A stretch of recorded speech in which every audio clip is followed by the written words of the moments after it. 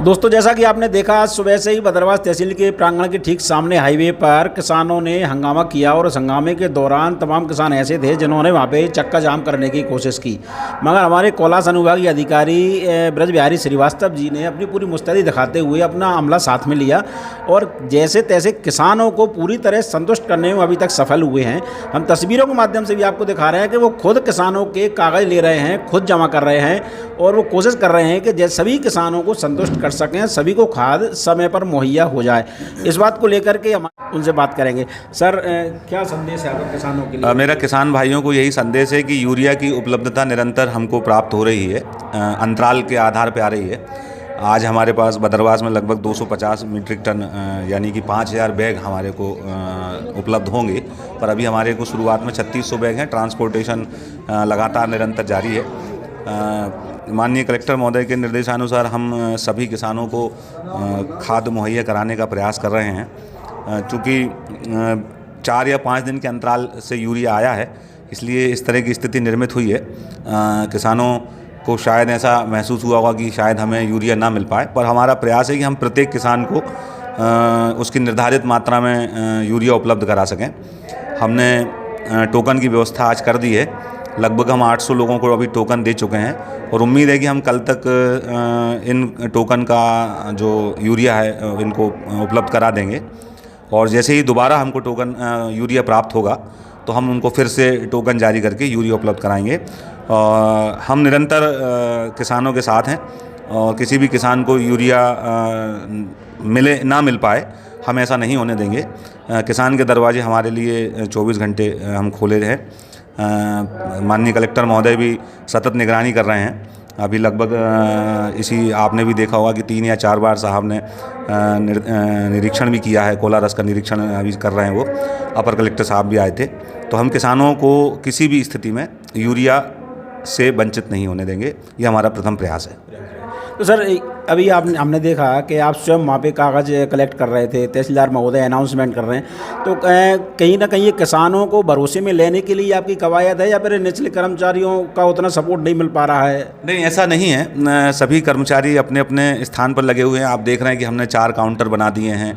Gate पास भी हम तहसील से ही निकाल रहे हैं। होता यह है कि चूँकि जब एक साथ कोई हुजूम आता है तो उसको मैनेज करने के लिए हम चूँकि इस स्थिति में हमें अपने आप को प्रशासनिक अधिकारी नहीं मानना चाहिए। हम भी किसान के ही पुत्र हैं, तो हमें किसानों की वेदना को भी देखना चाहिए। इसलिए चूँकि किसान वरिष्ठ अधिकारियों से थोड़ा विश्वास उसको रहता है, उसको इतना विश्वास रहता है कि जब साहब ही लगे हुए हैं तो निश्चित तौर पर हमें यूरिया मिलेगा। और ऐसा नहीं है कि अधीनस्थ कर्मचारी नहीं लगे हुए हैं। हमारे पूरा तहसील का स्टाफ आज सिर्फ और सिर्फ खाद में ही लगा हुआ है। और हमने सोसाइटी जो अपनी डबल लॉक के प्रभारी हैं वो भी यहीं पर हैं और हमने 2 जगह गेट पास कर दिया है। तो हम ऐसा नहीं है कि ये कहें कि अधीनस्थ कर्मचारी, सभी हमारे साथ कंधे से कंधा मिला रहा है। इवन कई किसान भाइयों ने हमारा सहयोग किया है। आज सुबह से ही कई किसान भाइयों ने भी लाइन लगा के किताबें हमको जमा करा के हमारी मदद की। ऐसा नहीं है जी, बिल्कुल। सर, एक बात और, आने वाले समय में भी स्वाभाविक बात है क्योंकि यूरिया एक साथ फसलें वो भी हैं, सिंचाई भी चल रही है, आने वाले समय में ये उपलब्धता है यूरिया की, वो तो आपने बताया कि बढ़ने वाली है, मगर कि आप वितरण में कहीं ना कहीं और सुधार करने की ज़रूरत है? नहीं, निश्चित तौर पर हम वितरण में सुधार करेंगे। आज जो भी हुआ है वो चूँकि हमें लगभग 7 या 8 दिन बाद यूरिया मिला है बदरवास को, इसलिए इस तरह की स्थिति निर्मित हुई है। कोलारस में हमारे पास यूरिया हमारे पास उपलब्ध था तो हमने निरंतर टोकन सिस्टम बना दिया था। अब कल से हम यहाँ भी वही टोकन सिस्टम बना देंगे और यूरिया की जैसे जैसे उपलब्धता होती जाएगी हम सभी किसानों को देंगे। इस मामले में मैं आपको एक चीज़ से अवगत कराना चाहूँगा कि कलेक्टर सर ने पहले ही जो हमारी ज़िले की डिमांड है वो वरिष्ठ अधिकारियों को अवगत करा दी है और मैं समझता हूँ कि हमको सबसे पहले यूरिया मिल रहा है। ये हमारे कलेक्टर साहब के और स्थानीय जो जनप्रतिनिधि हैं उनका विशेष प्रयास रहा है। तो इसमें हम कहीं भी कोई कोताही नहीं है।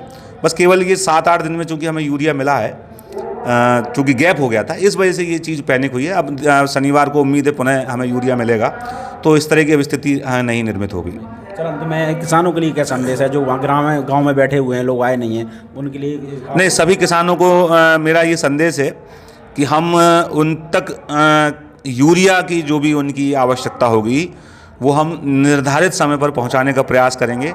हो सकता है कि उनको एक आध कम कट्टे कम मिलें, पर ऐसा नहीं होगा कि किसी भी किसान वंचित रह जाए। हमारा प्रयास ये रहेगा कि हम सभी किसानों को उनको निर्धारित समय में यूरिया उपलब्ध करा सकें।